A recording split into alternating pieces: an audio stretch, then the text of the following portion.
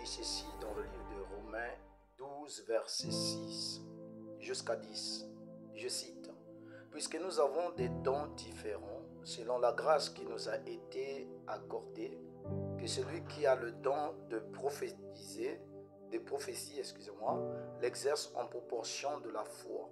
Que celui qui est appelé au ministère s'attache à son ministère, que celui qui enseigne s'attache à son enseignement, et celui qui exhorte à l'exhortation.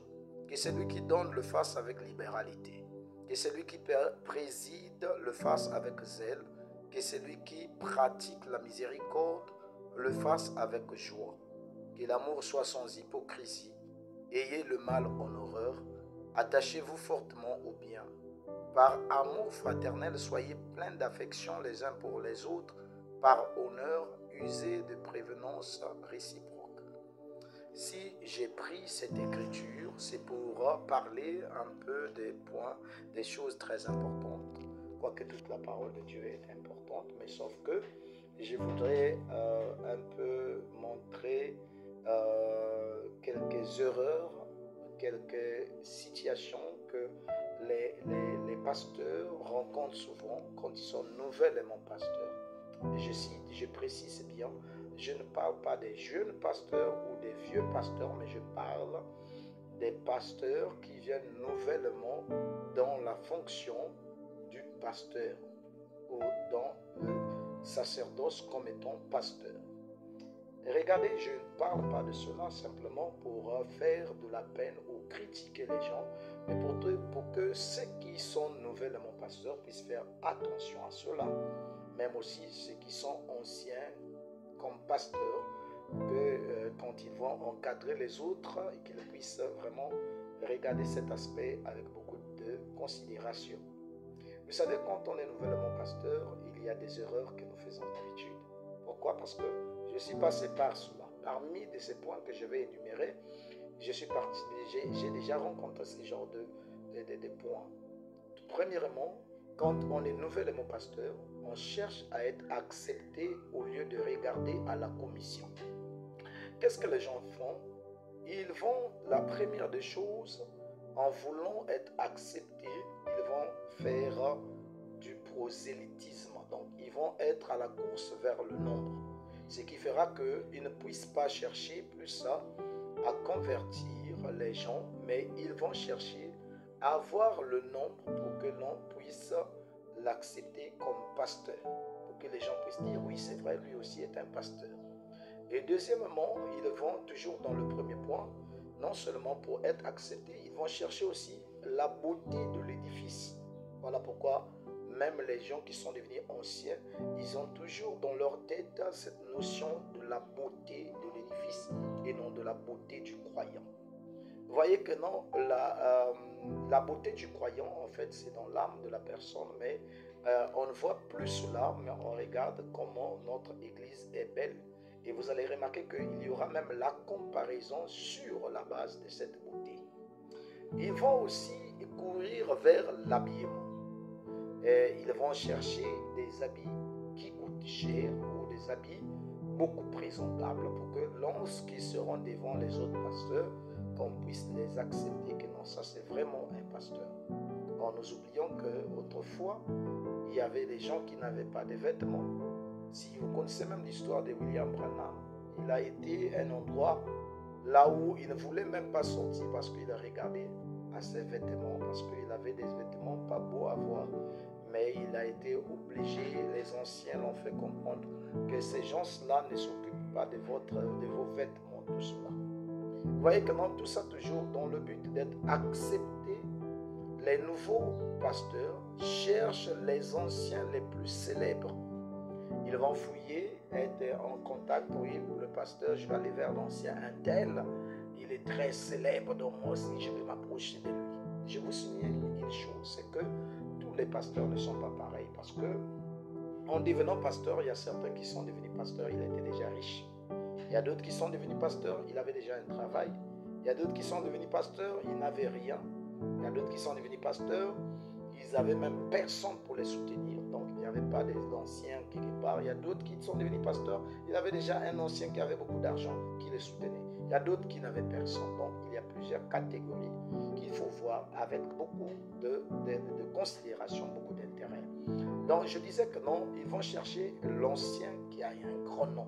Voilà pourquoi vous avez trouvé que non, quand les nouveaux pasteurs ils commencent là, ils ont allé fouiller, aller voir un pasteur qui a un grand nom, tout cela. Voilà, ça c'est ce que la première erreur qu'ils font parce qu'ils vont baser l'espoir sur les hommes et non sur Dieu qui les a appelés. Ça arrive très souvent. En dehors de cela, ils vont chercher les anciens qui quittent une église donnée, ils les reçoivent dans leur église et automatiquement ils leur donnent les postes. Vous voyez que non, quelqu'un aurait dit qu'il a quitté leur église, c'est que non, l'ancien a quitté son église, il a quand même fait 5 ans, 10 ans dans l'église, on connaît quand même le nom, c'est quelqu'un qui a cru, il y avait longtemps de cela, ça fait 20 ans de cela, vu qu'il a quitté son église, laisse-moi déjà aller là-bas, rencontrer, ils auront toujours l'idée que non, je vais aller l'exhorter, mais ce n'est pas l'exhortation, il a besoin d'aller pour qu'il vienne dans son église. Ça aussi, c'en est toujours dans l'erreur d'être accepté, tout cela. Ça, il faut faire attention parce que, et même les gens, les anciens qui ont mis beaucoup de temps dans certaines églises, ils cherchent déjà à aller dans une autre église pour devenir déjà, chercher un poste. Mais vous recevez la personne, vous ne maîtrisez pas la personne. Comment vous pouvez donner une responsabilité à une personne que vous ne maîtrisez pas?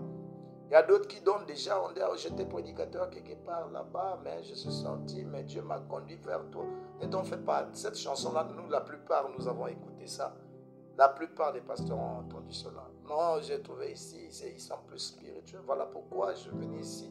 Et automatiquement, parfois, on le met déjà dans une position comme un co-pasteur. Il est déjà là, et donc le titre, il a déjà, parfois on le laisse déjà avec une grande responsabilité. Il reste avec l'église. Même quand la personne se déplace, il laisse avec l'église. Vous voyez que non, ça aussi, c'est une erreur. Parce que c'est quoi? On ne met pas une personne qu'on ne maîtrise pas. Deuxièmement, dans les erreurs toujours des hommes de Dieu, des pasteurs, c'est l'agitation. Vous voyez que non, ils deviennent agités. Agités comment? Quand les gens deviennent nouvellement pasteurs, quel que soit son âge, remarquez la plupart quand ils deviennent nouvellement pasteurs, ils visitent toutes les églises pour être remarqués. Et là, il va commencer à se présenter avec les titres vraiment très élevés. Bon, moi, c'est le pasteur intel, donc voilà, il a besoin d'être accepté. Donc, il devient agité de cette manière. Moi, c'est le docteur intel, moi, c'est l'apôtre intel. Vous voyez, donc, quand il commence à chercher de telle sorte qu'on puisse vraiment l'apprécier. Vous voyez que non, ça, c'en est aussi une grande erreur que l'on fait quand on est nouvellement pasteur. Donc, il a besoin de se présenter, qu'on le remarque. Non, lui, c'est un tel. En fait, il n'a pas confiance que Dieu a fait de lui pasteur. Donc, il faudrait qu'il puisse user de certaines stratégies pour que les gens puissent remarquer que non, il y a un autre pasteur qui a commencé là-bas. Oui, c'est lui le pasteur un tel. Oui, moi, je suis le pasteur un tel qui a commencé là-bas. Ça, c'est toujours ces agitations que nous remarquons quand on devient nouvellement pasteur. En dehors de cela, il veut former un groupe d'amis. Oh non, je vais faire la réforme, ceci, je vais corriger ceci. Donc, il va former des groupuscules. Il va chercher à fouiller un groupe, là où vraiment intégrer un groupe, je ne sais pas, c'est quel genre de nom ils ont donné eux-mêmes des titres, les spécialistes des cas impossibles, les chasseurs des démons, les ceci, tout cela. Donc, ils ont donné tellement de titres, à tel point qu'ils ont laissé celui qui les a donné cette responsabilité de devenir pasteur. Quand on devient pasteur, en dehors du fait qu'on cherche à être accepté, en dehors des agitations, troisièmement, on veut se faire un nom. Donc, il veut marquer son territoire. Il devient intriguant. C'est-à-dire, il use de l'intrigue pour être vu, pour être remarqué. Prenons le cas des intrigues qu'ils utilisent souvent. Que ce soit, suivez-les même dans les réseaux sociaux, partout. La première des choses, tous les autres sont faux. Ils n'avaient pas bien compris la parole de Dieu. Nous sommes là pour corriger. Vous voyez que non, ça, j'en ai tellement écouté. Vous voyez que non, ça déjà, c'est un motif égoïste. C'est les erreurs que nous, les pasteurs, nous faisons quand on commence. Donc, il arrive que quand on devient pasteur, donc la parole n'était pas bien comprise avant son arrivée. cette ville n'a pas la vraie chose, nous venons avec la vraie chose. Donc c'est devenu comme des politiciens dans une ville donnée. Donc il faut utiliser beaucoup de la démagogie dans le but d'être accepté ou être reçu ou être apprécié de ce truc-là. Vous voyez, à tout moment, je viens là, nous devons dire la vérité, on doit corriger les gens, on doit remettre. Vous voyez, vous n'êtes pas obligé de faire beaucoup du bruit de cela, il suffit de prêcher. Si vous croyez que non, vous avez reçu quelque chose de vrai. Prêchez la parole de Dieu, les brebis connaissent la voix. Non, mes brebis connaissent ma voix. Prêchez simplement, les gens finiront par reconnaître que non, ça c'est la parole de Dieu. Vous voyez, et on rentre parfois par les narratifs mensongers dans le but toujours de se faire un nom, fabriquer des histoires, fabriquer des témoignages, fabriquer des prophéties, fabriquer des choses à dormir des mots. Donc ça fait partie toujours de le but de se faire un nom. Donc remarquez une chose, c'est que quoi, la plupart quand on commence, on a besoin de se faire un nom. Et vous allez voir que non, il se pourrait que l'église puisse devenir même une église remplie de personnes. Mais je vous assure que nous sommes en train de détruire ces gens-là, parce que quoi, ils ne seront pas des chrétiens véritables. Ils seront simplement un groupement politique, simplement. Ce ne sont pas des chrétiens, ce sont des politiciens. Et vous remarquez que toujours dans le quatrièmement, quand on est nouveau pasteur, si l'église existait déjà, donc il y a des gens par exemple qui sont devenus pasteurs parce qu'on a voté, l'église existait déjà. Mais si l'église existait déjà, qu'est-ce qu'ils font souvent? Ils imposent la dictature pour être écoutés. Ça, il y a beaucoup d'églises comme ça. Ils écrasent d'autres personnes. S'il y avait déjà des prédicateurs qui prêchaient là-bas, ils les écrasent. Parce que c'est quoi? Il faudrait que non, on puisse l'écouter. Ils les écrasent. Ils changent tout. Je vais tout changer. Je vais tout remettre en ordre. Vous voyez que non, ça c'est une erreur. Tu es en train de créer quelque chose que tu ne vas pas maîtriser avec le temps. Vous voyez que non, avec les ans, quand une personne devient de cette manière, tu deviens comme une pierre devant la route, dans une voie, et toutefois que les gens vont te contourner, il y aura un jour qu'on va t'enlever dedans. Donc, vous voyez que non, donc il s'impose. S'il ne s'impose pas, vous voyez, donc quand quelqu'un, l'église existait déjà, il devient nouvellement pasteur, soit il va s'imposer par la dictature. S'il ne s'impose pas par la dictature, il va commencer par les compromis avec les anciens. Donc, il va commencer à faire de telle sorte que les anciens puissent l'accepter, commencer à les bercer, commencer à vraiment à les élever, à s'humilier devant eux, tout cela d'une certaine manière. Ça, c'est souvent une autre erreur que nouvellement pasteur que les gens font souvent. Donc, il faut, parce que c'est quoi ces gens-là, dans mon gouvernement sera soutenu, il faut quand même trouver des alliés dans le nouveau gouvernement, vous voyez cela. Or que ça, ce n'est pas une bonne chose. Il faut se confier en Dieu et prêcher simplement la parole de Dieu sans état d'âme, comme le Seigneur te conduit. Vous voyez, donc il fait des compromis avec les anciens. Vous allez trouver que non seulement il va même arriver, même parfois les anciens qui sont assis là, ils n'ont pas de postes, il va les donner des postes. S'ils ne donnent pas les postes, il prend des membres de leur famille. La plupart des membres de leur famille, il va commencer à leur donner des titres. Pourquoi? Parce que quand il sait que non, on avait pris mon fils, ça c'est un bon pasteur, il a mis mon fils huissier, il a mis mon fils joueur de tam-tam, il a mis mon fils diacre à l'église, il a mis mon fils prédicateur, il donne la plupart des anciens là des postes. Quand il va faire cela, et là, les anciens là vont s'incliner. Et ne vous en faites pas, ça marche parfois, mais ça n'ira pas trop loin. Donc, ça c'est toujours la démagogie. On ne fait pas des choses de cette manière-là. Donc, nouvellement, on rentre déjà dans cette stratégie. Ça, c'est ce que la plupart font souvent. Mais en dehors de cela, ils donnent des titres ou quoi que ce soit.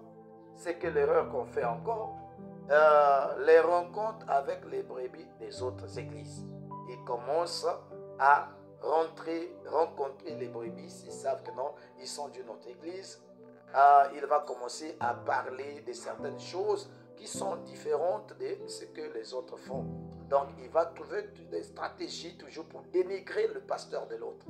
Donc, il doit dénigrer les pasteurs des autres, pour que les brebis là quittent leur pasteur, ils viennent. Vous voyez, ça c'est la stratégie d'Absalom. Hein? Absalom faisait aussi ce genre de stratégie pour amener les gens à lui.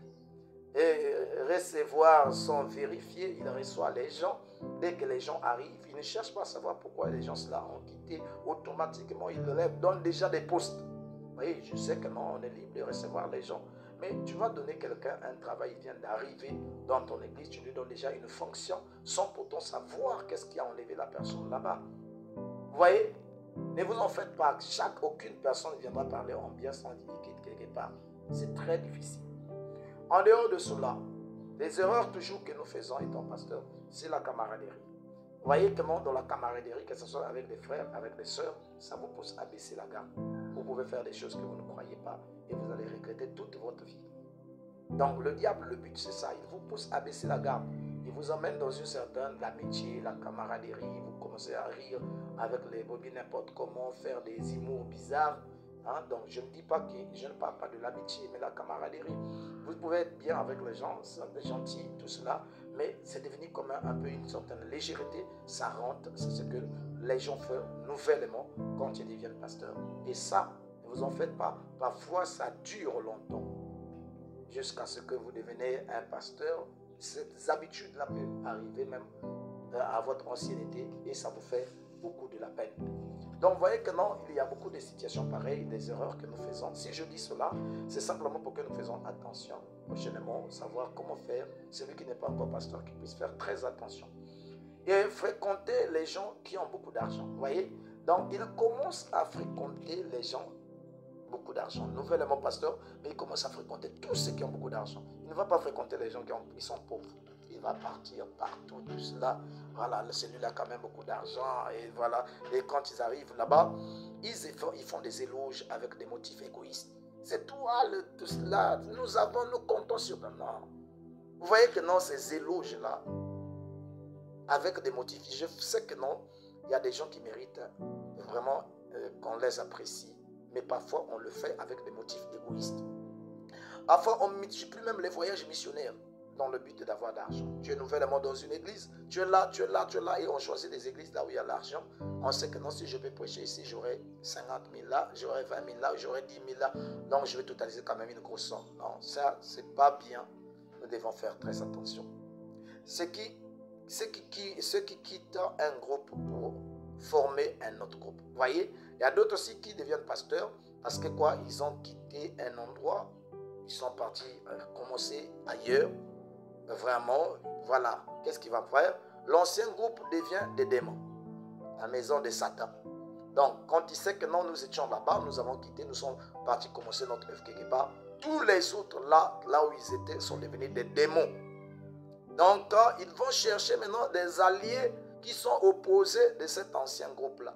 Si vous êtes bien avec ceux-là, vous aussi vous devenez des ennemis. Vous voyez que ça, vraiment, nous demandons si c'est toujours le christianisme ou pas. Vous voyez que non, nous avons tellement de problèmes. On a besoin de Dieu. Donc, ils cherchent cela. Toutes les prédications se dirigent vers l'ancien groupe. Les idolâtres et tout cela. C'est ce qu'on appelle la prédication de Jéroboam.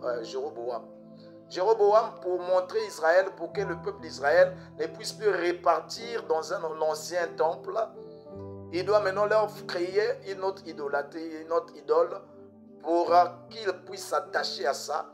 Il dit que non, pour que le peuple ne puisse plus répartir. Vous voyez la prédication de Jéroboam. Vous voyez l'endroit là-bas, il y a des gens, tout ça. Vous voyez que non, même Dieu, dans votre cœur, ça ne vous dérange pas que vous êtes en train de préparer la prédication parce que l'autre ne voit pas comme toi, l'autre vous vous entendez pas. Toutes les prédications seront en question par rapport à ceux là-bas pour qu'un jour ils ne puissent pas répartir. Non, ça c'est ce qu'on appelle pas l'amitié de guerre. Tôt ou tard, ils vont vous tourner le dos. Ce qu'il fallait faire, c'est continuer, mais chercher maintenant à gagner des nouvelles âmes. Ceux-là, ils seront là fixes. Donc, faisons attention. Ces choses que nous faisons là, parfois nous oublions que c'est Dieu qui vous a commissionné. Quand c'est Dieu qui vous a commissionné, c'est votre premier partenaire, c'est votre premier ami, c'est votre premier tout cela. Restez attaché à lui et lui, il vous aidera dans tout ce qu'il faut. Donc si je dis cela, je sais parce que j'ai connu beaucoup de choses. Que Dieu nous aide. Shalom.